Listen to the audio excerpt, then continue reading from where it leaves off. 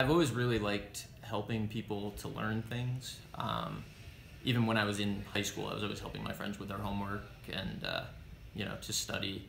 And then as I was getting toward the end of college with a math degree, I started going on job interviews of finance and things that you would think that you might do with a math degree, and it just seemed miserable.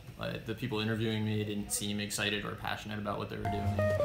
The other people who were interviewing at the same time seemed kind of crazy and a little too money obsessed, which is not something that I really am. And so I kind of didn't know what I wanted to do, and grad school seemed like a good choice to avoid making a hard decision at that point, but I chose education, and I've never really regretted that.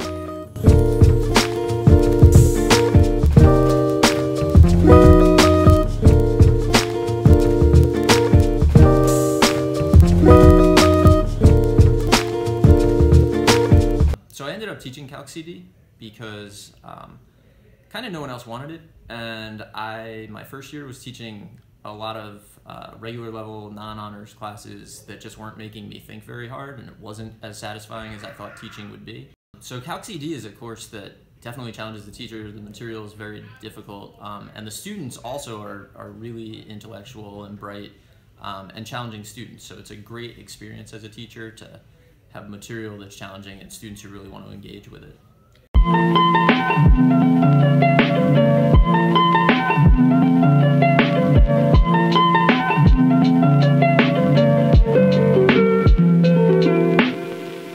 I started making sets of notes for each of my classes in probably my second or third year, kind of out of frustration for how long it takes people to copy down a question. Not kidding. But I find that it's helpful, and everyone who reads them who knows me says they're in my voice and they can kind of hear me saying the problems and explaining things, and I think it's helpful because I go through them in class and then you can read them again. And it's really my take on the math, and I think it's always really helpful to be able to go back to how you first heard it, and so I write it down.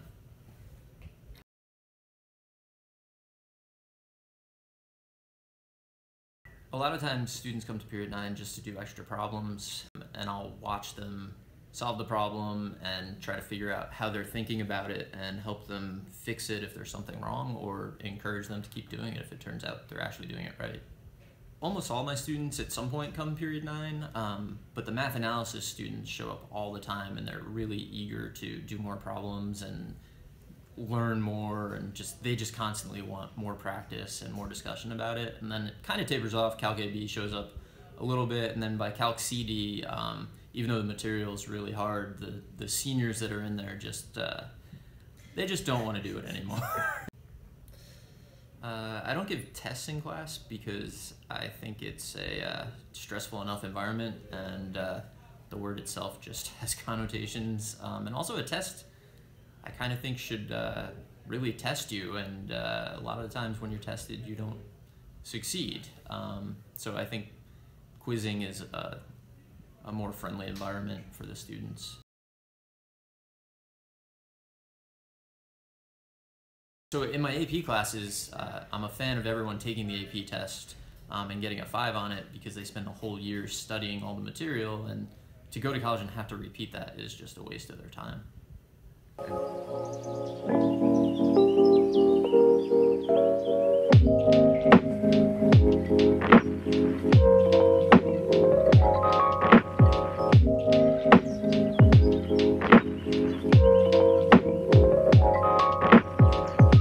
The math analysis students tend to be very high achieving, and the stress that goes with that.